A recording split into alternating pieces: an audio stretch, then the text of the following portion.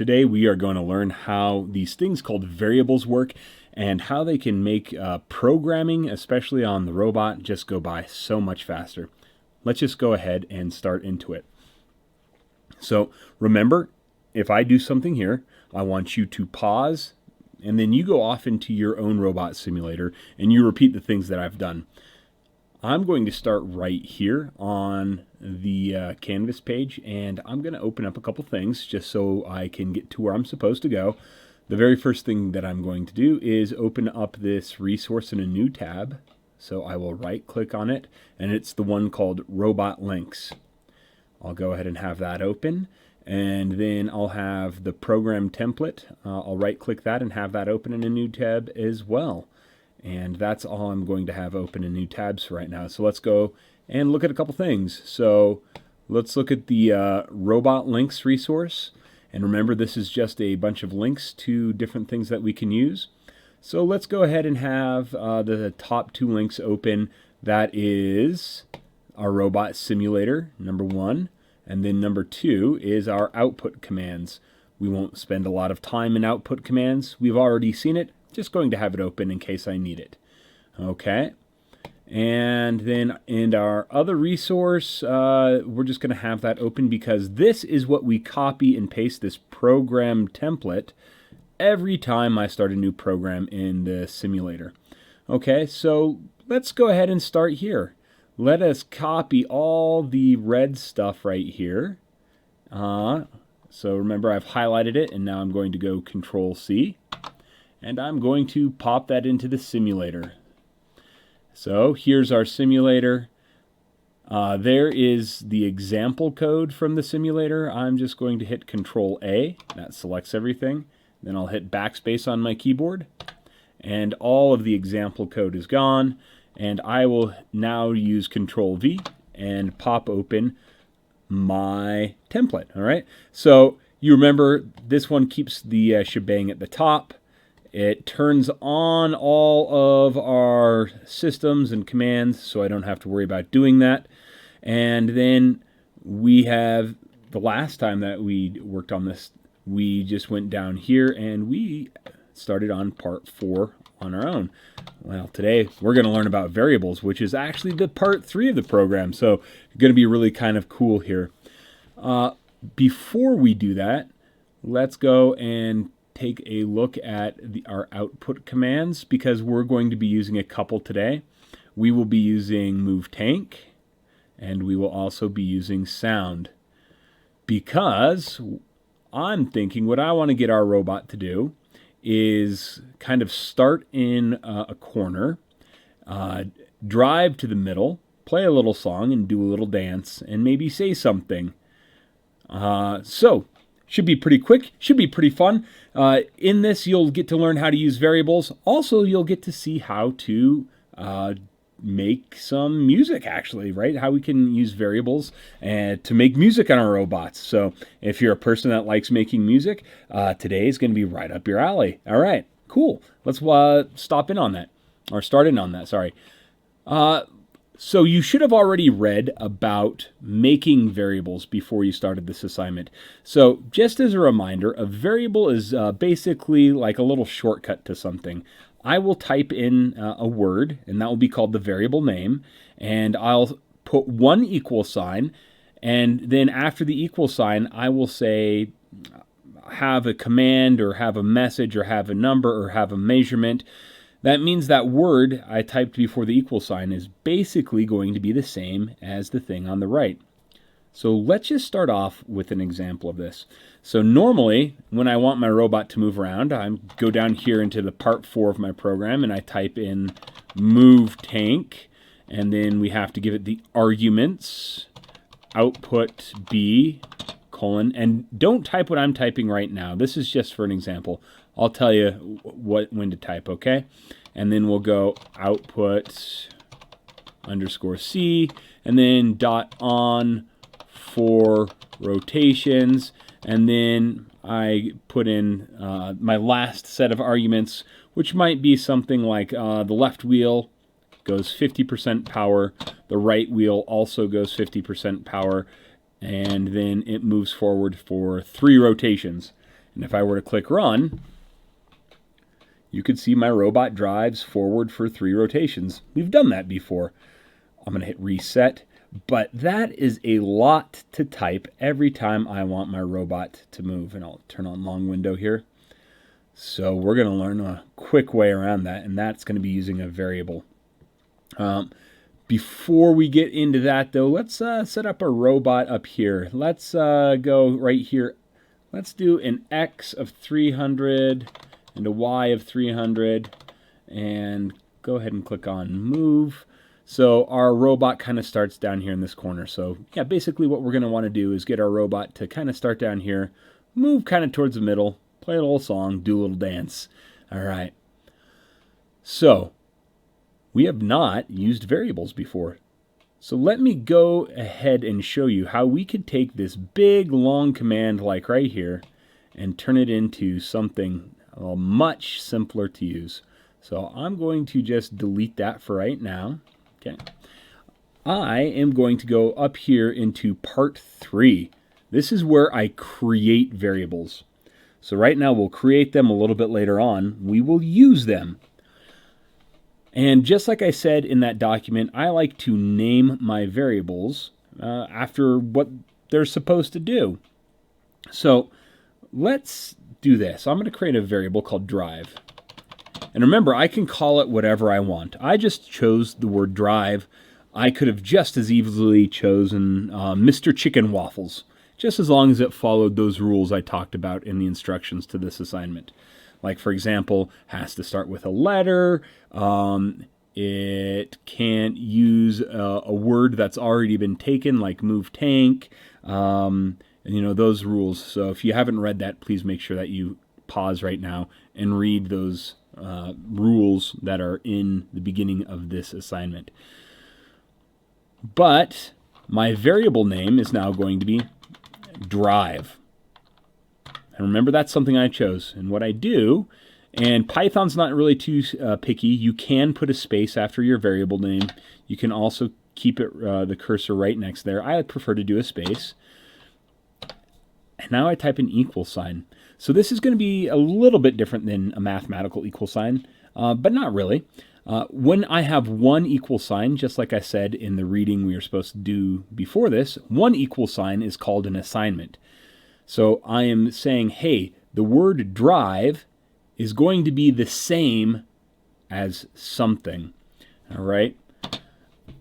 And what I'm going to do is I'm going to make the word drive the same as our move tank command.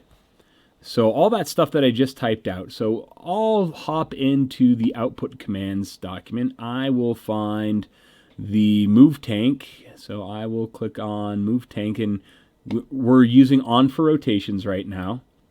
So I can just take and copy this right here, the syntax for move tank.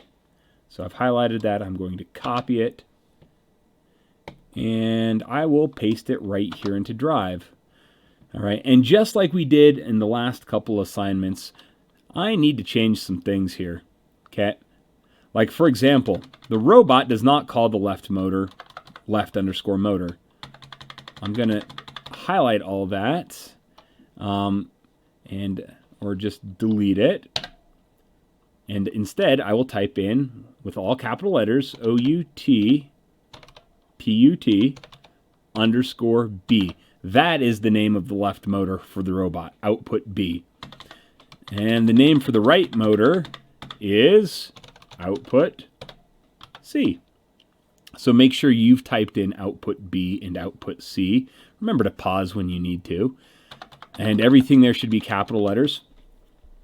All right. And I have this last argument at the end of this on for rotations line. And just like I said in the document there, or the instructions to this assignment, whenever I'm creating a variable, I'm going to leave out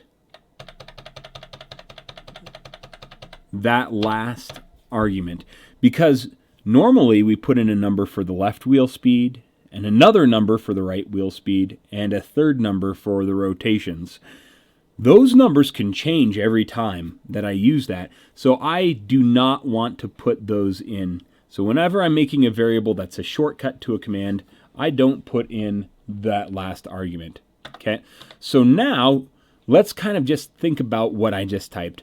I said the word drive is now the same, because that's what equals means, as move tank output B, output C on for rotations.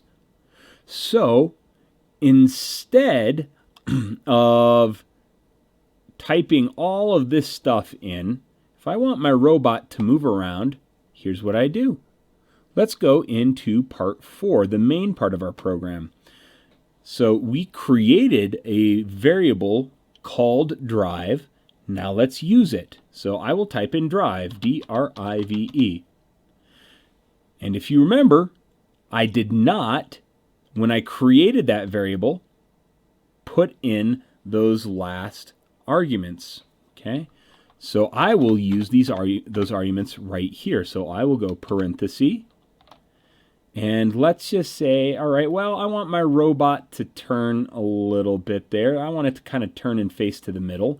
So that means this left wheel should go backwards, and this right wheel should go forwards.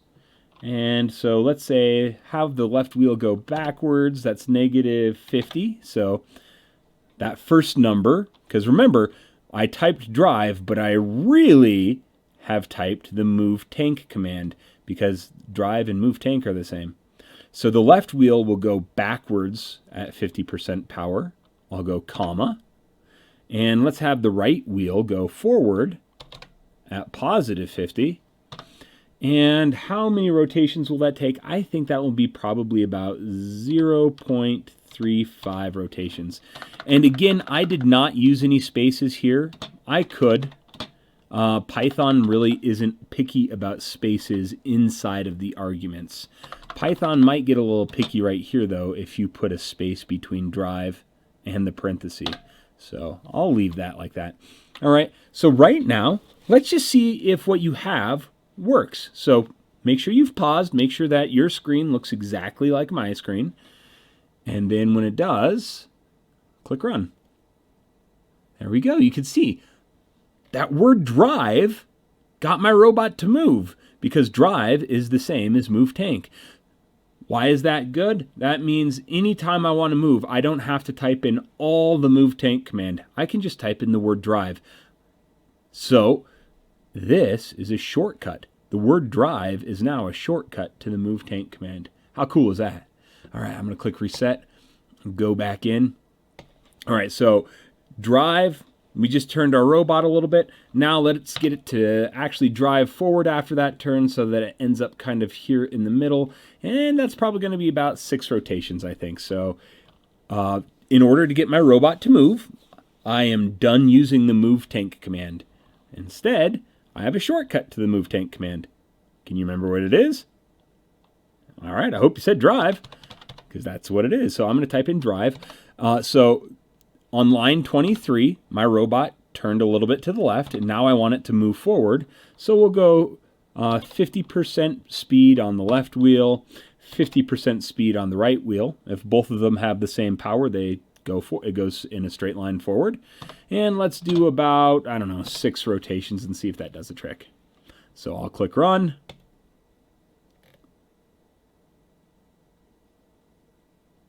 All right, that was maybe a little too much. Let's back that off to maybe 4 rotations. I'll click Reset and Run. All right, there's always a little trial and error involved. It's one of the fun things I like about it. All right, there we go. Hey, my robot is kind of in the middle, or at least good enough for government work. We'll take it.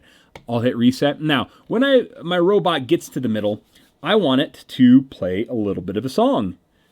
Okay, so what I'm going to do is, before I get my robot to make any noise, I am going to give it some variables. So let's make one new variable called beep. All right, and that variable beep is going to be the same as our sound dot play underscore tone command. All right, and again, notice I did not put in the parentheses at the end, because those will be different numbers every time. So I'm going to leave that off. So typically, when you're making a variable that's a shortcut to a command, you leave off the arguments at the end. Okay, so I have a variable called beep, all right, which is really the sound play tone command. And let's just go ahead and test to see if beep works. Okay, so I'll put in beep, and let's pop back here to our output commands, and let's find the play tone. All right, and let's look at what I'm supposed to type in to that last arguments. I'm supposed to go pitch and time. And pitch is hertz, which is basically how many times something is vibrating per second. And the second number is time. So how long do I want the pitch to last? And we've got this neat little musical chart that's linked up in here too. I'll open that. Because if you're familiar with sheet music, you'll notice in the column here on the left, I have all the musical notes. Like the note that the band tunes to is this guy right here. It's A. And you can see the middle column, these are the hertz values. So the note A on the piano really has a hertz value of 440. Or at least the tuning A does, right? And that's what they call A4. It's 440. And the cool thing about A is if I go up an octave or to the next A, look, that one's 880. It just doubles every time. If I go back to A3, well, 440 divided by 2 is 220. Check that out. How cool is that? I think it's really neat. All right. Yeah, music is all math. Okay. We won't tell Mrs. PH though, okay? All right, yeah. So there we go. Normally, I would use an argument at the end. And now, remember, I typed the word beep, but beep is really a variable. And it's this variable. It says beep is the same as our sound play tone command. So, and we just saw that in the document. I should put two numbers there. The first number is the hertz, like 440. And the second number is how long it should last. So I'll just type in the number 1. We're going to replace that in just a second here, but just to see if that works. So I'm going to hit run. Should go to the middle. And there you go. It played a 440 hertz tone. All right. Well, I'll teach you how to get it to sing a little song. Check this out. I'm going to create some variables to do this. All right. So if you are familiar with sheet music, I'm going to start with this note C. And I'm going to say C equals 523. So what I've done is I've created a variable and I've said, and notice this is a capital C.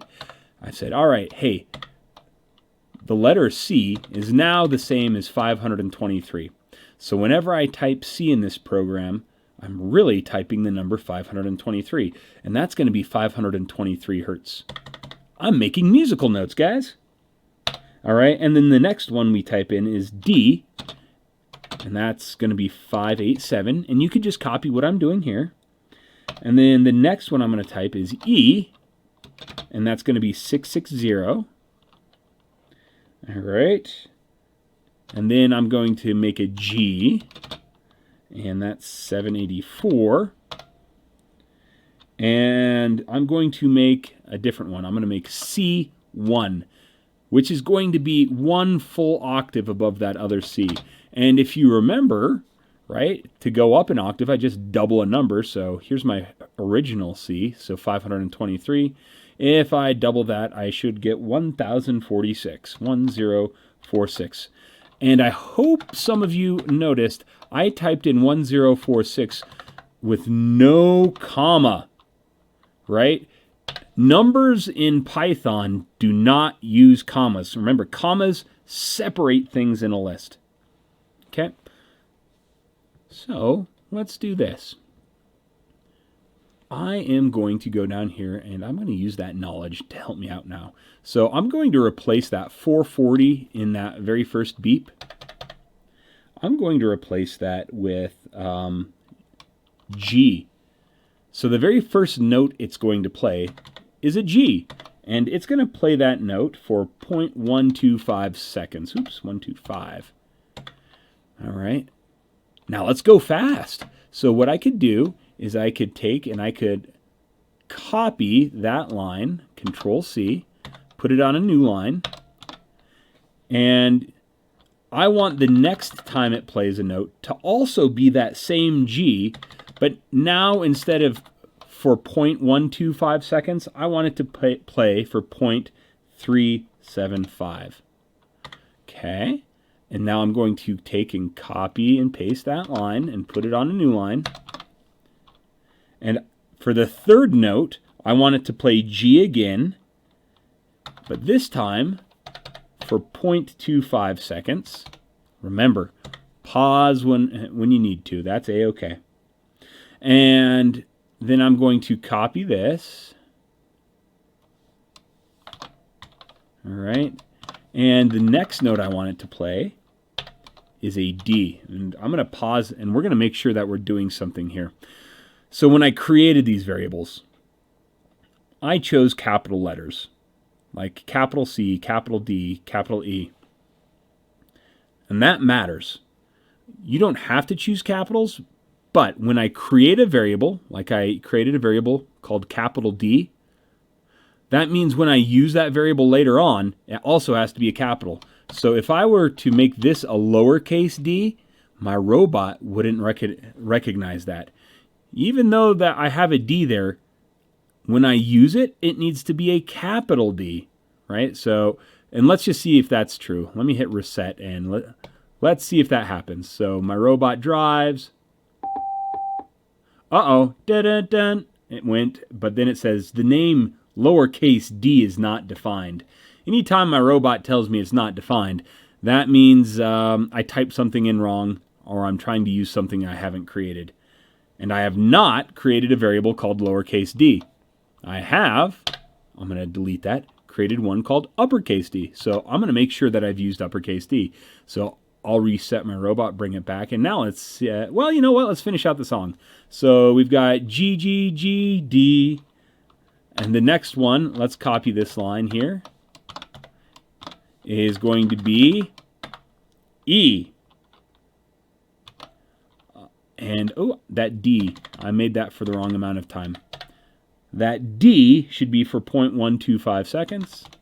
And my E right here should be for 0.375.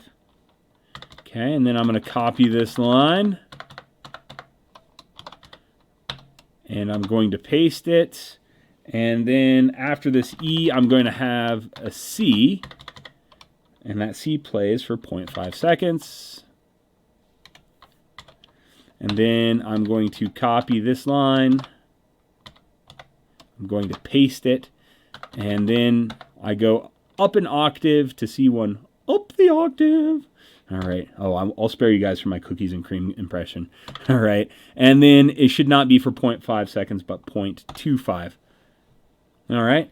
So again, pause, make sure that your screen looks exactly like mine. And remember, we are using variables to do things now, like beep. Well, up here on line 19, we said the word beep is really the sound play tone command. So whenever I type in beep, I'm typing sound play tone. And G, well, G is really the number 784. So that's just an easier way to type 784.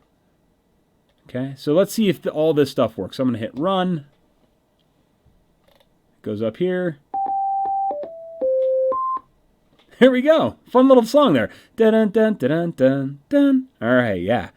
So that's been quite a bit of fun. All right, and now let's get it to do this. I'm going to go and I'm going to create a new variable. And it doesn't matter where you create the variables. Just make sure you create them in part 3.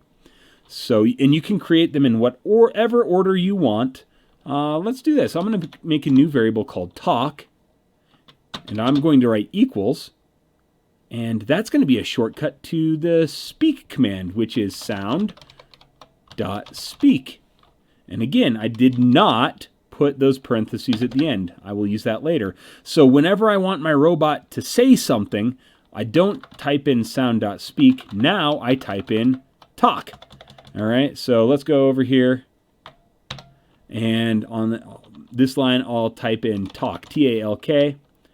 And now I will put in my parentheses. And remember, any message or words that it talks has to go into parentheses like this. I'll say talk. All right, let's say get down. And then I want my robot to do a little bit of a dance. So I'm not going to type move tank. I have a variable for move tank, and that is drive. So I'll go drive, and we'll go like -50, comma, +50, comma 1. And then what I'll do is I'll just take this, and I'll copy it like 4 times, or make sure I have 4 of them. And let's just do this. Let's just say on the second one, the left wheel is +50 and the right wheel is negative. On the third one, left is negative, right is positive. And on the fourth one, left is positive and right is negative. And let's hit reset. So what it should do is it should turn a little bit right there. And then it should drive forward a little bit. And then it should go and play this silly song. So it'll go beep, beep, beep, beep, beep, beep, beep. And then it will say, get down. And then it should do a little back and forth dance. It's going to shake its tail feather a little bit. Let's see.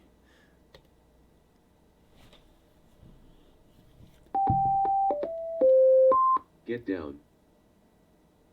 Woo! All right. Well, that's it, guys. I hope that you've really seen how variables work, okay? So in part 3, we created variables, and we used this one equal sign called an assignment to create variables. And then in part 4, we were using those variables, right? So create, there I created drive, and here I use drive. All right. Well, I hope this was fun. I was really glad that I got to teach you how to get your robot to play music. So if you know how to read sheet music, you could use this chart right here to help you make whatever song you wanted to make, right? Even Juice WRLD, I guess, right? Yeah, so there you go. I hope that was fun. It was a lot of fun for me. This is one of my favorite part of robotics, and this is going to allow you to do so many cool and creative things with your robot. All right. Hey, thanks, guys.